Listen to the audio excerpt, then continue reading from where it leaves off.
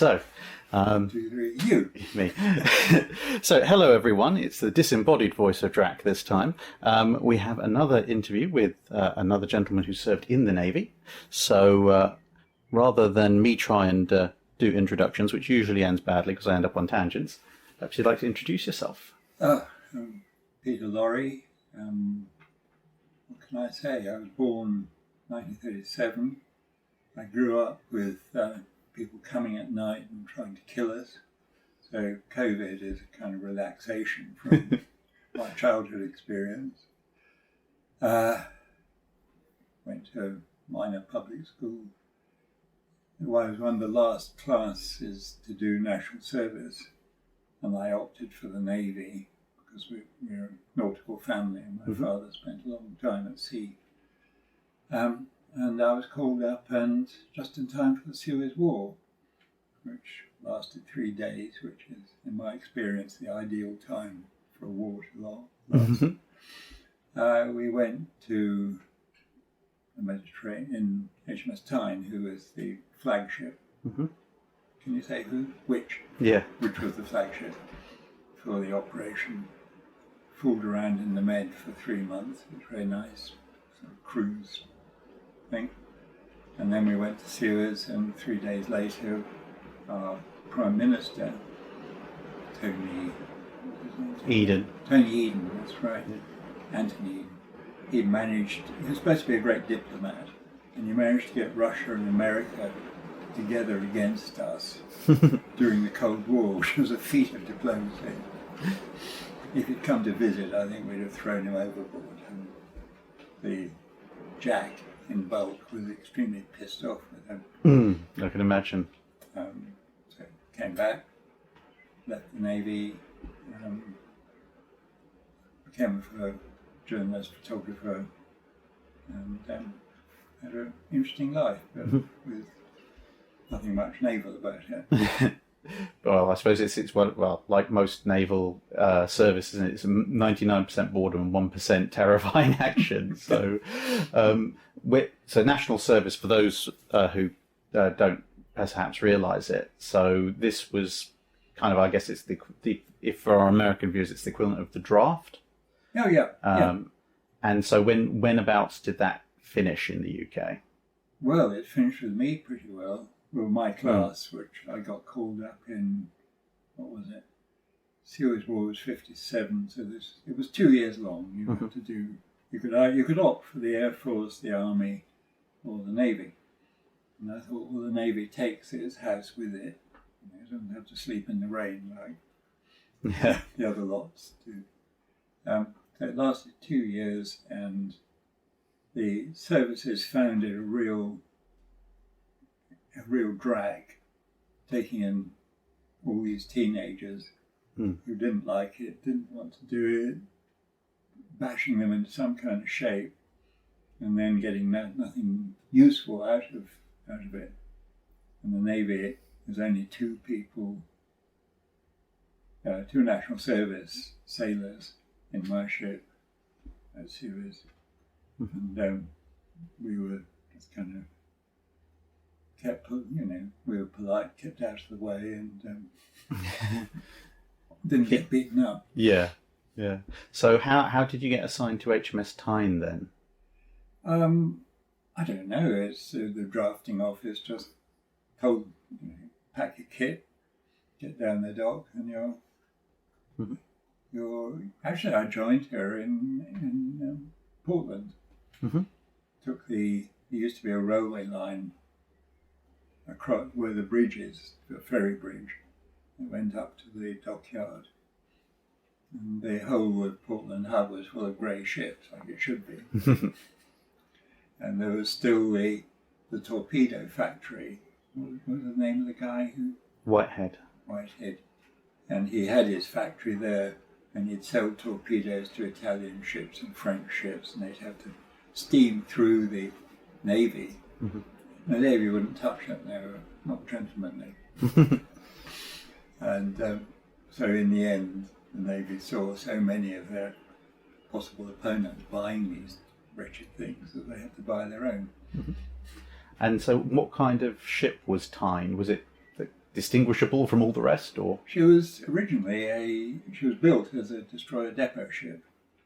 So she was kind of ideal for a headquarters ship because she had lots of accommodation for visiting destroyers, crews who wanted to, have a bath and some food. She had very big kitchens, galleys, what have you, and it was like a naval version of a cruise ship, and very comfortable. Okay. I liked her. She was really quite cosy. So when you came sort of, I guess, over the hill, it's fairly distinguishable from all the others. Yeah. Well, if I'd known what I was looking for. Yeah. And then nothing much happened. This was the thing. But we had a large crew. It was when the seaman's mess deck, and everybody sat down to a meal, you were touching 3 other people, and there were 300 of us. That was a really solid blob of men. And the effect was that it was very like Nelson's. It was very recognisable as Nelson's Navy, where you've got a small number of officers, and there's a chunk of Marines to keep us sailors from pulling the officers' heads off, which, you lose your temper occasionally. And then there was large numbers of sailors, and there was this kind of amorphous, it's hard to describe, but we didn't talk about our rights or anything, but when we did come, we had a sort of formal mutiny. There's a book about the social organisation of the Navy, and he has a chapter on mutinies, and there was a prescribed form. For instance, the worst thing you could do was rolling cannonballs around at night, and everybody in the ship could hear it, but you couldn't really accuse anybody of doing it because they were all in heaps near the guns, and that was the most extreme form.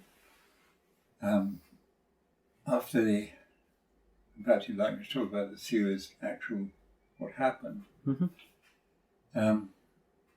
had this huge fleet, there's something like 200 ships, and we pulled into Suez portside harbour, and they have trots of buoys for ships to tie up to while they're waiting to go through the canal. And so we tied up on the starboard side, and the French flagship was next to us on the port side, and with the channel in between. Yeah. And there were 2 odd things about this. One was that we would normally moor bows to the sea, so that if things got sticky, you could leave without wasting time turning round. But we moored bows towards Egypt, which might have been some kind of political statement by the admiral, I don't know. It was all quite quiet. There was no gunfire, nothing exciting happened, except that when we tied up and our sailors were having our tea, which was very important, there was a tremendous bang, and the anchor chain broke. Oops. Oops. Yeah. And what happened then was we started to swing from the stern, and next to us was this French battleship, Jean Bart, who had radar-directed anti-aircraft guns, which we didn't. And we were rather nervous about the Syrian MiGs. It was supposed to be hot shit when it came to shooting up ships. And so we all, we wanted to help and to fix this problem. So we cleared lower deck, and we were all up on deck getting string out of the hold. And the captain turned up and he said, "Lads, the Admiral's had a hard night and he's having a bit of a kip. He said, so could you go and put your gym shoes on?" Well, stuff this for a lark. We went back and settled down to our tea, and if we swung around and took the side out of the Jean Bart so she sank and couldn't use her radar-directed guns, well, so be it. we didn't care very much. So that was it. I mean, how how do you manage to break an anchor chain cable in a force 2 breeze in broad daylight? It didn't make any sense at all. But it was kind of typical of our military preparedness for this operation. So we sat, one of our Maltese mess servants died. Oh.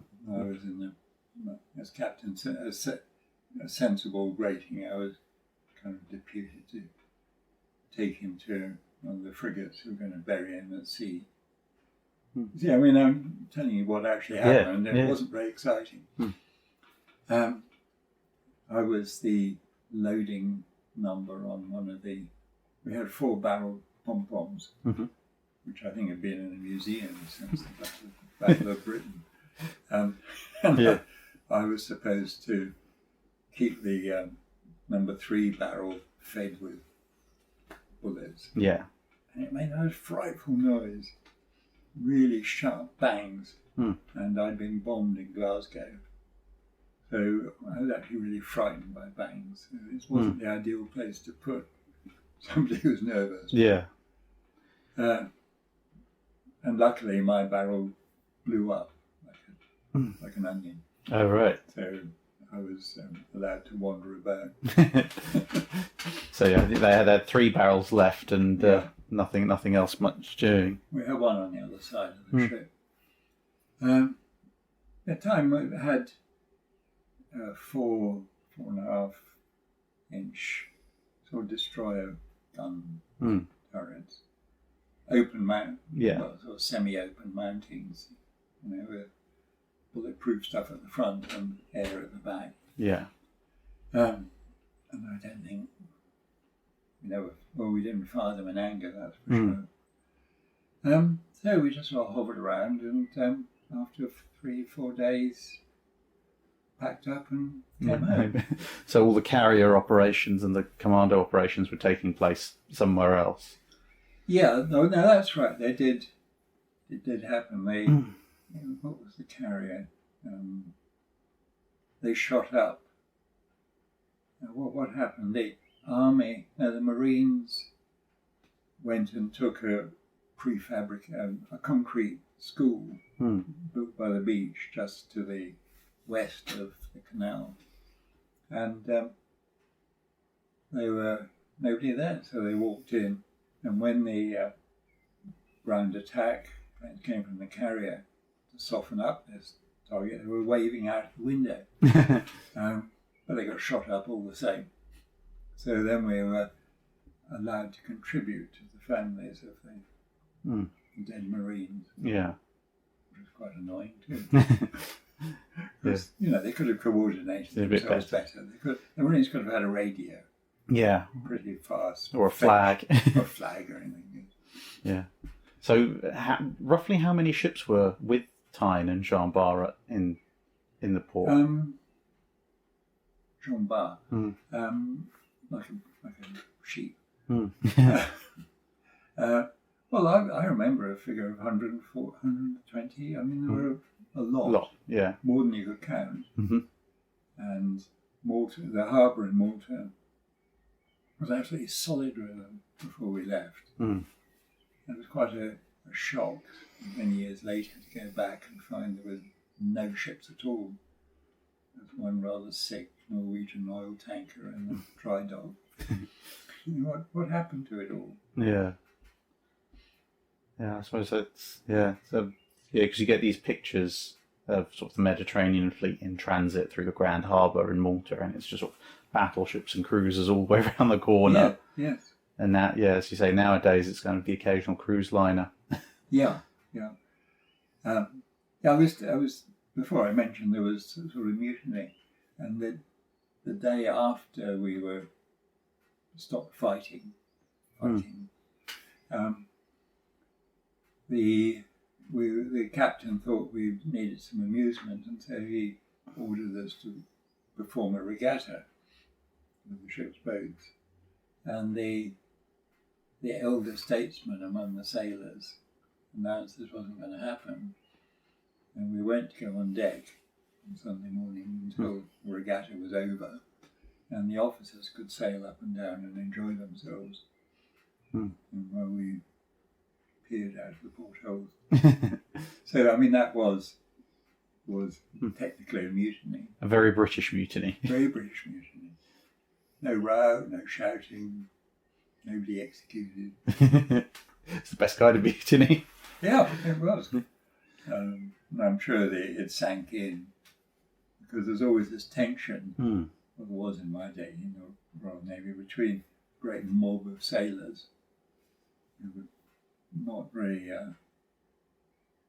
they weren't trained to do anything very much, and didn't have the political view, and they certainly weren't like Nelson, whose sense of honour kept him warm. Yeah.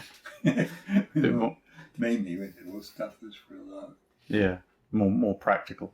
Yes. Yeah. So you left Portland with the fleet.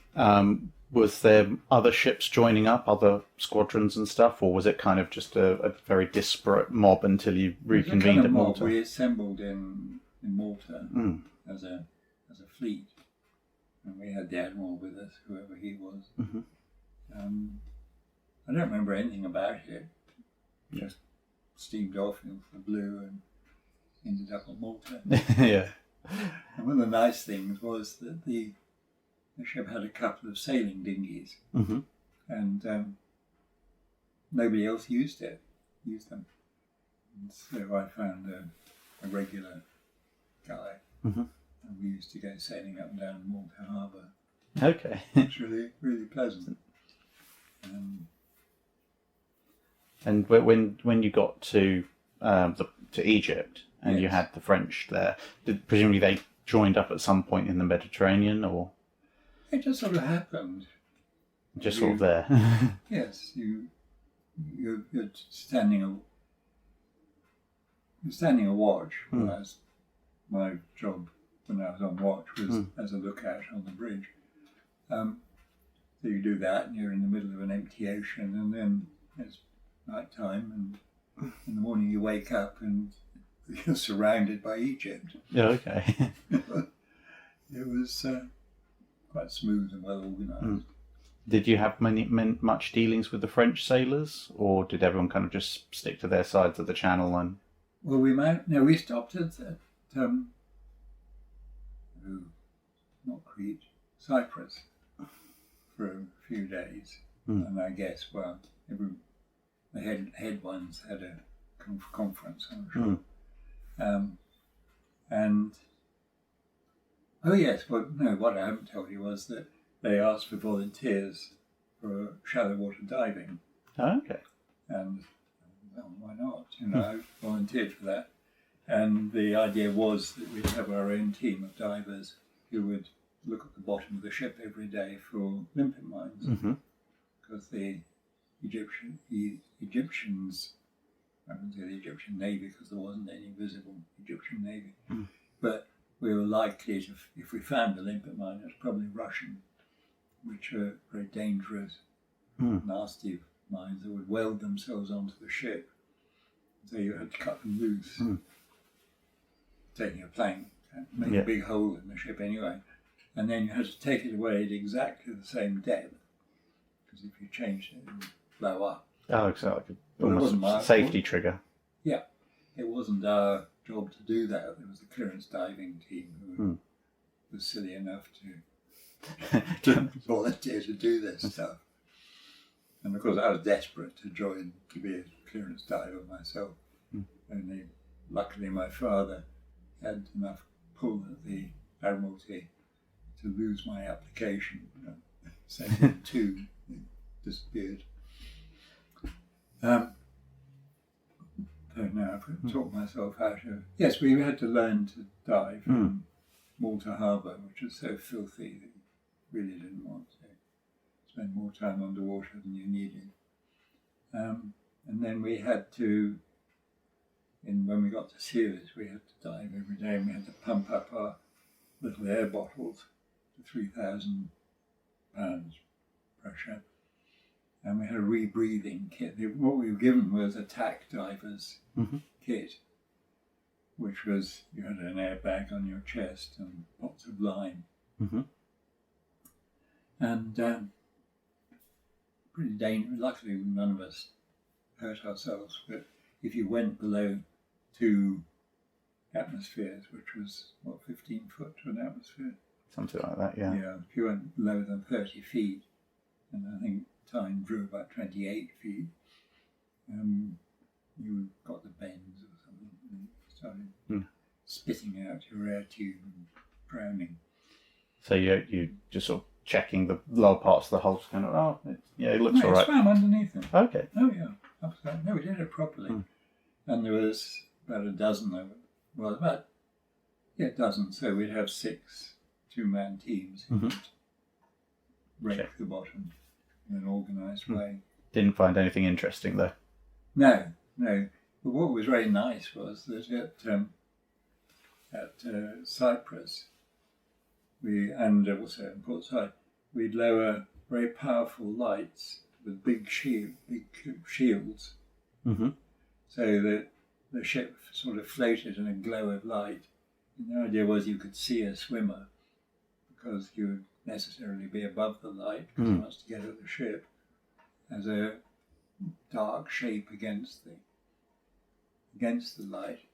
And we had 1 pound hand grenades with solid explosive in a light case, and drop on these. If we ever saw one, we had to pull the pin and drop it on him.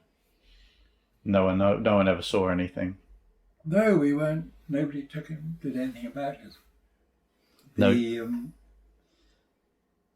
What was quite odd was that when I got to university, my tutor was a doctor, and he'd been the physiologist to the Navy. And the question they asked him was, how close do you have to be to one of these mine bombs to knock a swimmer out? He said, a clue, I'll find out. And so, being a doctor, he did it to himself. He had a tremendous blood blister all down one side of his face. Oh, wow. Very nice man. But he took a team off to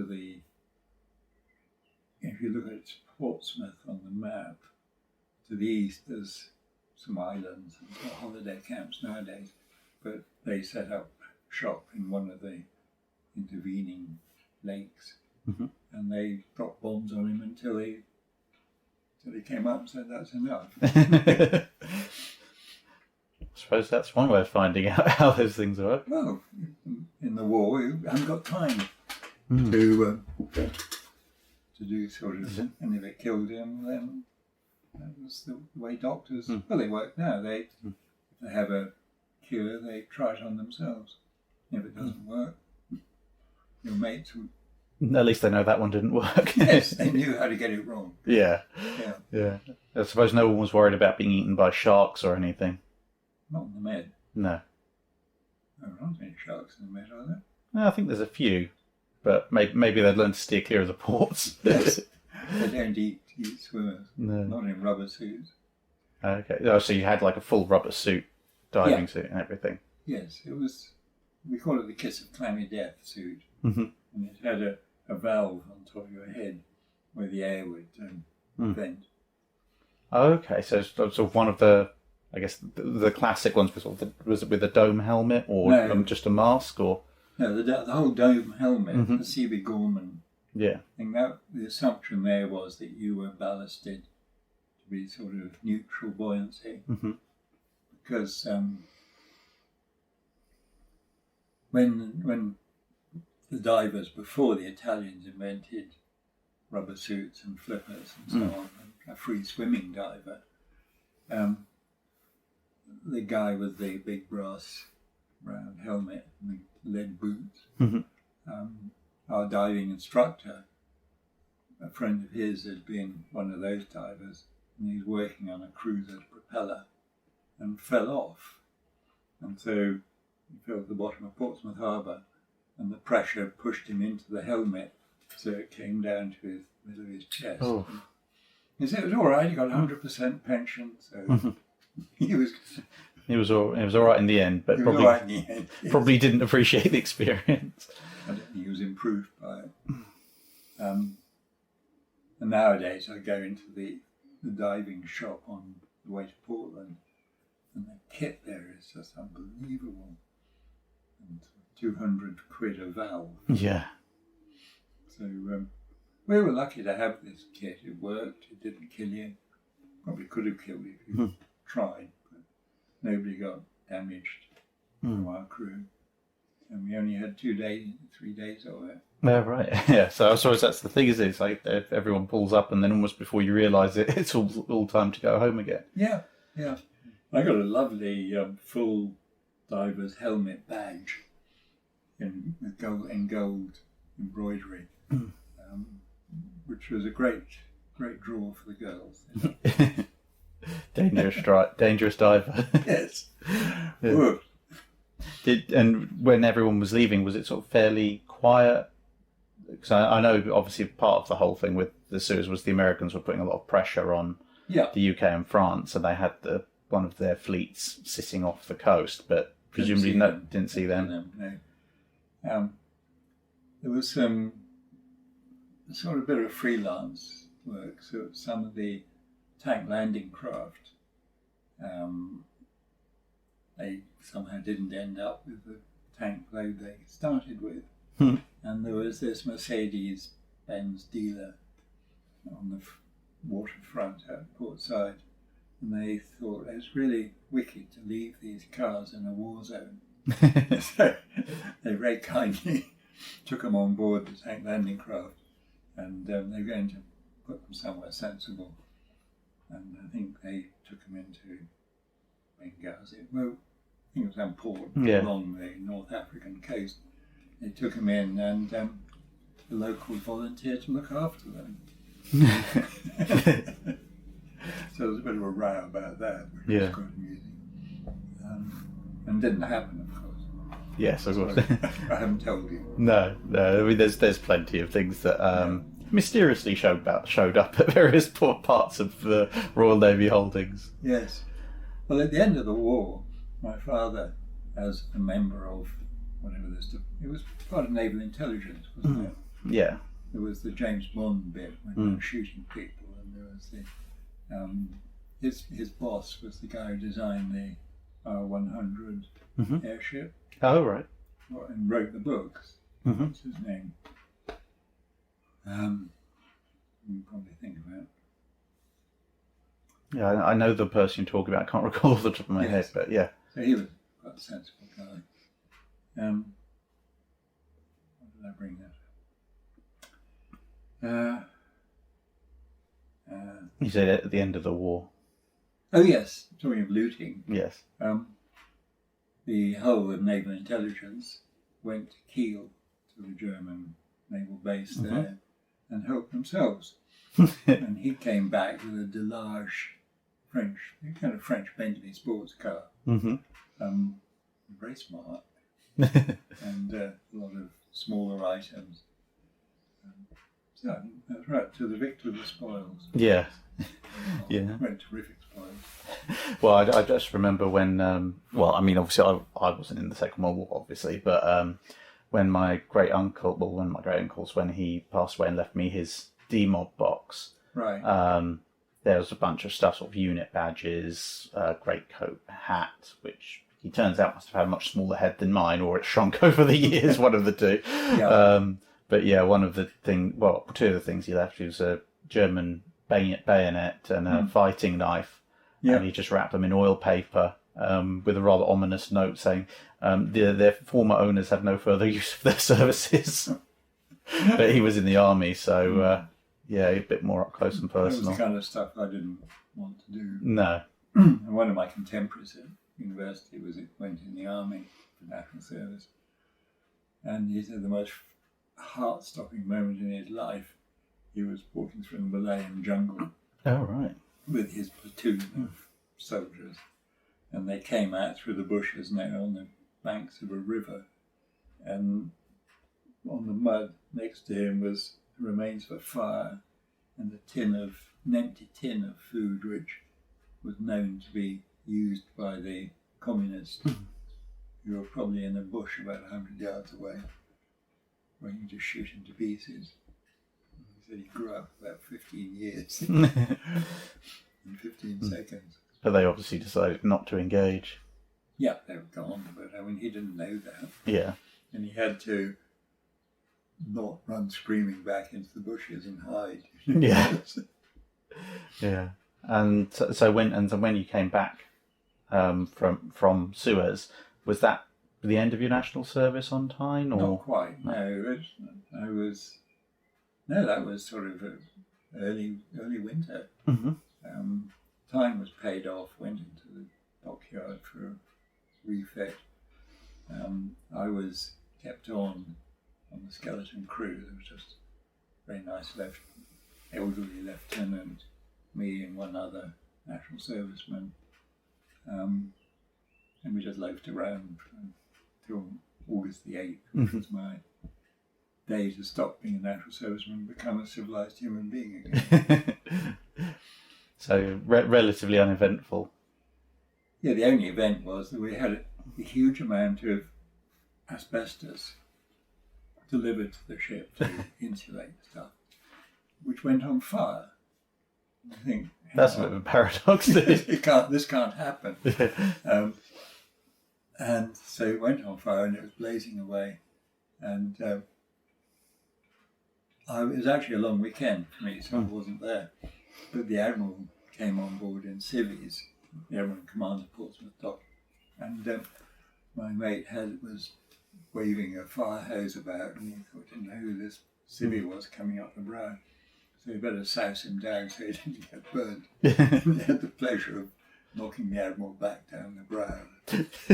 With a jet of water. Yes. So I was rather jealous of that. Did they ever figure out how the asbestos had caught fire? No, we gave up. We were undrafted from the ship. Yeah.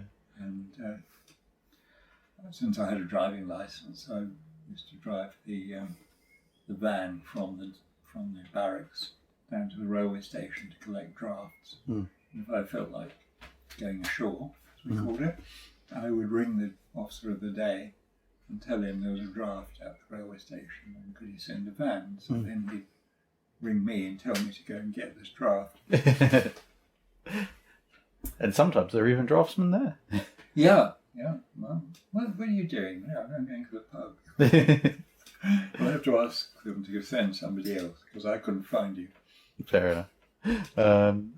I suppose, and you mentioned your father a couple of times. So, and he was in the Navy before? Well, at the war. Yes. The Navy had a very sensible system that caused a lot of grief among the Army and the Air Force, was that anybody who had a science degree and any sort of seagoing experience, and he had a degree in biology, and he was in a ship called Discovery, and they were surveying the South Atlantic for whale food, krill. So they'd sail around and then stop every 6 hours and drop this bottle 1,000 feet into the sea and wind it up again. It was incredibly tedious. So he was called up by naval intelligence at the beginning of the war because he had seagoing experience and he used to sail with yachts and things. And at the end of the war, he got paid off, started civilian life. Yeah, because I just, so for the viewers, we talked about this a little bit earlier. He's also mentioned in a book. Yes, it's here, isn't it? It's the history of the weird. Well, you recommended Yes. to my grandson Tad. Yes. Who bought it for my birthday this year, and he, as I was telling you just now, he was sent to America to supervise the protection of ships coming in convoy to England. Yeah. Because they used to get shot up in the western end of the channel by the German aeroplanes. Mm-hmm. And this plastic armour was just road surfacing. So you make it with tar and stone chips. And if you get the consistency just right, it works as well as armour. Mm. And so you could put these relatively light, you say relatively. Yeah, still quite heavy. Around the bridge of the motion ships. And if they got shot up, they could just hide behind the... Right, so he... the book said he did something like 4,000 ships. I can't believe it. But, he did a lot. Oh, yeah. He was there for 3 years. What did you ask me? Yes. About my father. Yes, yeah. So he was in New York working at the Navy Yard, and he's actually a lieutenant commander. He was, when he was called up, he was just a sub-lieutenant. Then when they passed out, they were promoted to lieutenant. And he said, I've got to go to New York and I've got to persuade Admiral King. And you did a good biography of Admiral King. One of the things you can say about him is he actually hated the Royal Navy. And so I've got to persuade this guy to let me work, run my own unit, in effect, in the Brooklyn Naval Yard. So I think you give me another half stripe. Preferably another stripe. I could be commander like it, that'd be better. Yeah. Nah. You can be a lieutenant commander. So he went off and he saw King and they got on all right. And King said, well, okay, do your stuff. I think he must be one of the few Royal Navy officers who got on with King. Because he was there to do a clear job. Yeah. That would benefit for everybody. Yes, exactly. There's no point sending ships, convoying ships across the Atlantic with valuable stuff for the war. If they got when they got to mouth the channel. Yeah, I suppose that's yeah. It'd be a bit of a waste to truck all that load all the way across the Atlantic. Yes, and it was being made by the American industry. Well, not for free because they had all our gold reserves and everything. Yeah. But they were putting quite a lot of effort into the project. And then when he got to England for D-Day, preparing for D-Day, he worked on all his silly... Well, it's a really interesting book. I was surprised how thorough and accurate and how the authors understood the engineering problems involved. And then he... one of the things they had on their files, one of the problems they had was to build a port for ships to bring supplies to the coast of Normandy and the east coast of what do you call it that sticks out with Cherbourg on the end. Oh yeah, Brittany. I think is it Brittany? Well, the whole area is Brittany. Brittany, Normandy, yeah, we know that. And they built the Mulberry Harbour, great big concrete things, and there's still a couple in Portland Harbour which didn't make it to the battle and have stayed there as a kind of monument ever since. So they did all that, and he found in the files somebody had the idea that if you put a pipe on the bottom of the sea and drilled holes and blew bubbles, it would stop the waves. So it would act as a portable harbour. Okay. And it was tried out for the Mulberry Harbour in Normandy, but didn't work well enough. But he pinched the file. Well, no, he didn't pinch the file. He learned from it and started a business of some breakwaters, it was called. He was going to provide portable breakwaters for harbours. And he built one in Dover Harbour, and I did the diving on it. Did it all tickety-boo underwater. Yeah. it didn't work that well. And when he got some professional engineers, mathematicians to look at the problem, it didn't look terribly promising. So in the end, he abandoned it. Mm. But it is mentioned in the book that he did go off and try to make this work. Yeah. I suppose, I think from an engineering perspective, in theory it would work. The main problem would be having a close enough set of bubbles.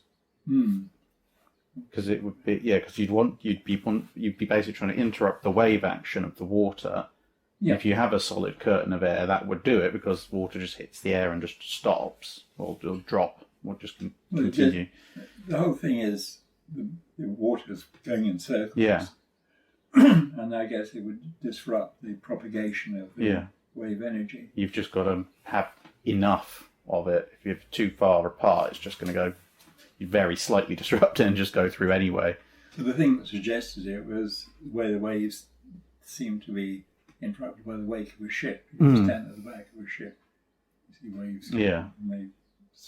But part of that's an optical illusion that the ship moved away before the wave has crossed the wake. So you think it hasn't happened. No.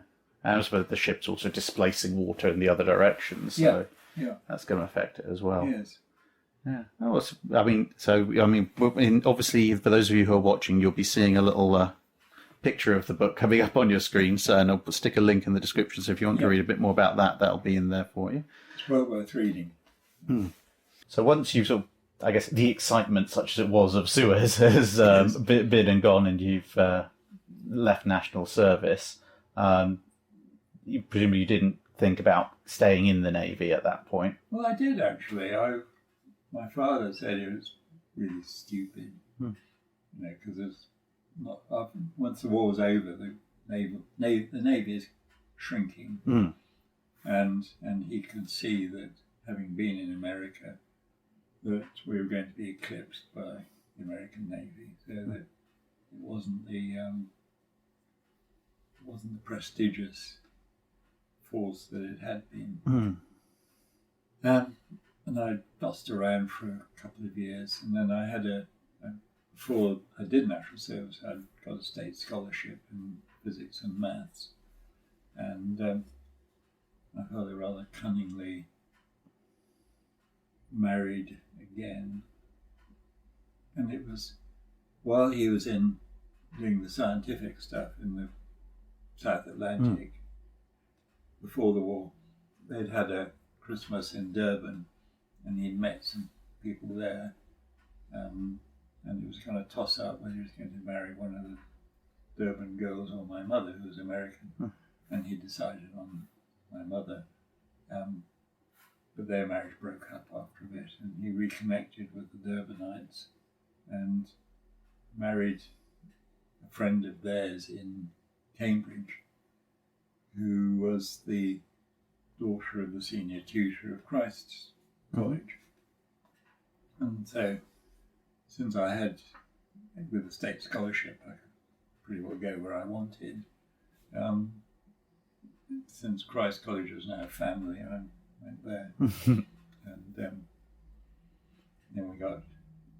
I got married, and there was a small number of people students who'd done national service, who were much older and more grown up than the general mob. And so we had my wife and I, still my wife, we had a house, and we let rooms to PhD students who the university did absolutely nothing for at that stage. And we would, feed them and keep them dry and so on. And so we had one guy who was a navigator in an American nuclear bomber, and he was a very nice bloke, and they were flying around in America actually, and he went for a pee back in the tail of the plane, and as he came through the bomb bay, the plane lurched and he grabbed the chain. It wasn't a grab me chain, it was a now you want to let go of the H-bombs. Whoops. Chain. And so the Bombay doors opened under his feet, and away they went. So someone had to go and find them again. Well, they kind of found them, and they had a 10-stage safety switch, and they'd worked down to stage 9, so they'd very nearly both gone off. And there was always a black car outside our house, with sort of FBI guys in black hats, wondering what he was going to do next. So we had a nice time there, and then I always wanted to be a photographer, and while my father was doing me bubble thing at Dover, we had a flat there, and in the floor above us there was a Polish sea captain, and he had a smuggled Exacto camera, and the English cameras were crap at the time, and this was a single lens reflex, and I bought it from him and started taking photographs, and we published some at Cambridge. And in the end of my 3rd year, I thought, well, I got to get a job. I wonder how you do that. And because the Navy employed me, I earned a couple of pounds a week. But how do you get a real job? I didn't have a clue. And then the doorbell rang, and there was a woman saying, "I'm from Vogue. Do you want to come and be a photographer with us?" Well, yeah, all right. We're going to Spain for a month, a couple of months. Would that be all right with you? Can I turn up when we get home? I said, yeah, sure. So David Bailey joined on the same day. My first job was to photograph him. His first job wasn't to photograph me. It got me started in journalism. It was great fun. And then, so you presumably that was then your career for however many years? Yeah, and then about 15 years. I was with Vogue and the Sunday Times, and then I packed up journalism. I edited a magazine called Practical Computing for a while, which was rather sort of nice. We did interesting things, whereas our rival, who just thought Lord Sugar, as he became, he made the most ghastly computers, really, really pathetic. And they would cover Lord Sugar, or Mr. Sugar as he was then, and I was much too upbeat for that. So we went bankrupt, and they're still running. Yeah. So you can't go wrong underestimating the taste of the British public. Fair enough. And as part of your sort of career, you published a book. Yes, well, several books. Actually, a dozen if you count them all. But this arose out of a piece I did for the Sunday Times magazine on nuclear war, because it was, CND time. The possibility of nuclear war with Russia was very real. The Bay of Pigs thing in America was quite recent, or was about to be recent. And so I did a piece for the Colour magazine, and with stuff in it like, the survivability.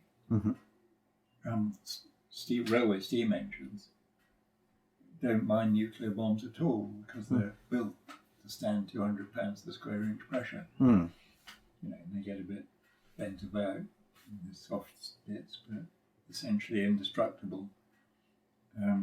Whereas a lot of other things, like houses, 20 miles they get all the windows blown in and the roofs off, and all that kind of. So you can do quite a lot of how many bombs do you need to disable Britain? And it turned out, with the help of my South American friend, to be quite a lot. Bits of it would be rather unattractive, and the glass would puncture your car tires, but you could probably get along. Yeah. And on the basis of that, I published quite a lot of books. And then I had some computing children, computing sons who'd been taught at Imperial College they were allowed to use the Imperial College computers, and they did programming in punch cards. And if you can program in punch cards, then modern computers are really no problem to you. And my oldest son is now a senior engineer with Google, and they bought the Battle of Britain radar station in sort of the pointy bit of Kent, and used it as a data storage site outside the M25, which was the government's criterion for secure sites. And they were offered the national seat of government at Corsham, I think it is, on the Brunel's railway line to Bristol, and that's the bit where the sun shined through it on his birthday. Oh yeah. And that was a huge cave in behind where all the stone came out for Bath and Bristol, and that was the national seat of government in Maggie Thatcher's time, I think. And when they were in the market for this kind of site, they were offered it, but didn't like it. It was very dank. And it had three 16-foot diameter fans to ventilate it, but they'd stopped working, and the people who made them had forgotten how to mend them. So it was really bad. But it's fun. They, having obviously grown up with this, they knew what they were looking at. Yeah. So for those of you who might be interested in knowing a bit more about how Britain would have coped and what the various bits and pieces of underground infrastructure were to defend the UK during the Cold War, if it had all gone a little bit pear-shaped. The book is titled Beneath the City Streets. You can find odd copies around, but hopefully, as will be appearing on screen now by the magic of post-editing, that we have also managed to get a limited run of new copies printed as well. So those will be available. Link in the description below. Obviously, all proceeds going to Peter Laurie, the author, as is only right. No, as a publisher, you get your wicked cut review of us authors. A penny per book, I'm sure. But and I'm sure if I don't know if you wouldn't mind if we put in the link that if people want to have them autographed. Yes, of course. Then I'm sure we can organise that before they all get shipped out worldwide, wherever they happen to go. So, mostly in view of the fact that we now have 3% battery. We're going to stop. We're going to stop. So, thank you very much for your time and for your experiences, and of course, everyone. I hope you've enjoyed this, and we will see you again in another video. And now press the button to turn it off. That's it for this video. Thanks for watching. If you have a comment or suggestion for a ship to review, let us know in the comments below. Don't forget to comment on the pinned post for dry dock questions.